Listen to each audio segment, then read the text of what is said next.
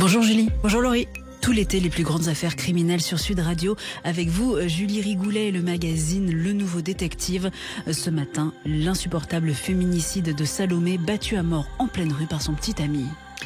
Entendre des cris, voir la tension monter, sentir que les choses sont sur le point de dégénérer et se demander quoi faire.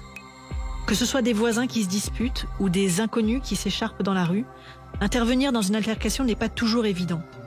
Certains ont le courage de porter secours à la victime, d'autres restent paralysés. Et puis il y a ceux qui regardent ailleurs. Nous ne sommes pas tous des héros. C'est sans doute ce que se disent les habitants de la rue du Garigliano à Cagnes-sur-Mer. Car dans la nuit du 31 août 2019, ils se sont retrouvés confrontés de la pire manière possible à ce terrible dilemme. Ce soir-là, il est 1h50 du matin lorsque Camille, 19 ans, rentre chez lui.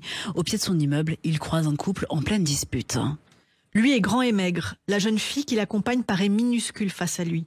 Près remontée, elle est vraisemblablement en train de lui dire ses 4 vérités. Lui reste silencieux, le regard noir.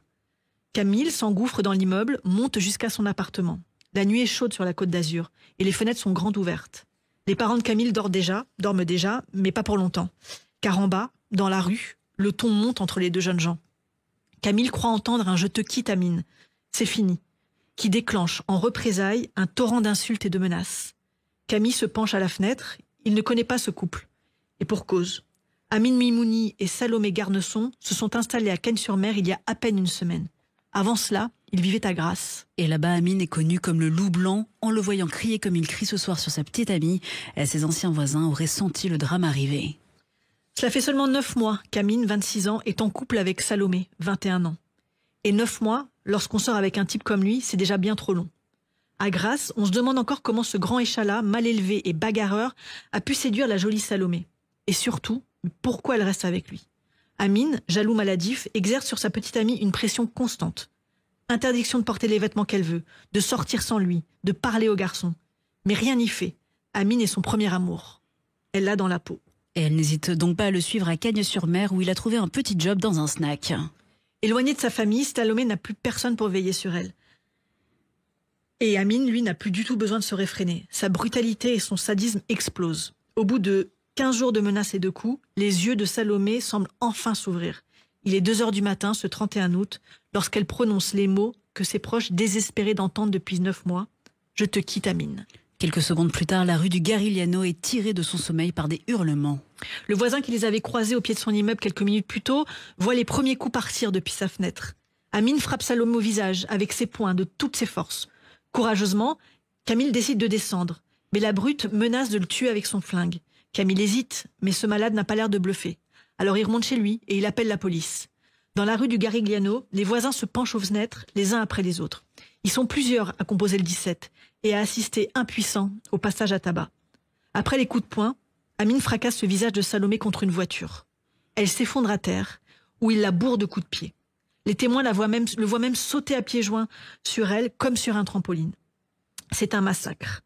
Puis, il traîne le corps inanimé de sa proie dans une petite impasse toute proche. Et lorsque les policiers arrivent enfin, sur les lieux, quelques minutes plus tard, les riverains choqués leur indiquent la direction dans laquelle Amine a emporté sa victime. Mais sans lampe de poche, les policiers ne trouvent rien. Ni couple en train de se disputer, ni victime. Ils finissent donc par quitter les lieux, en dépit des multiples témoignages concordants. La rue du Garigliano retrouve tant bien que mal son calme, mais la nuit sera courte et le réveil traumatisant. Le lendemain matin, l'un des riverains jette quand même un coup d'œil dans la fameuse impasse. Et il ne lui faut que quelques mètres pour découvrir ce que beaucoup pressentaient. Sous un tas d'ordures et de branchages, tout près des rails, l'homme repère un pied humain qui dépasse. C'est Salomé. Son bureau l'a battu à mort, puis étranglé avant de l'acheter littéralement aux ordures.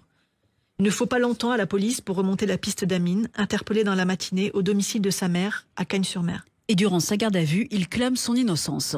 Oui, s'il admet s'être bel et bien disputé avec Salomé dans la rue, il assure être rentré seul à l'appartement et avance, pour expliquer la mort de sa petite amie, la possibilité d'une mauvaise rencontre.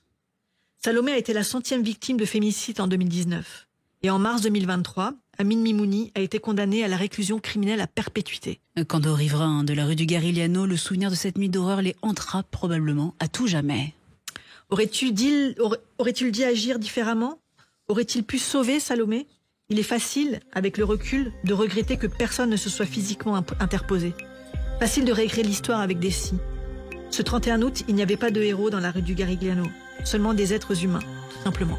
Les grandes affaires criminelles, c'est à retrouver tous les matins sur Sud Radio. Avec vous, Julie Rigoulet, rédactrice en chef du Nouveau Détective, tous les mercredis en kiosque.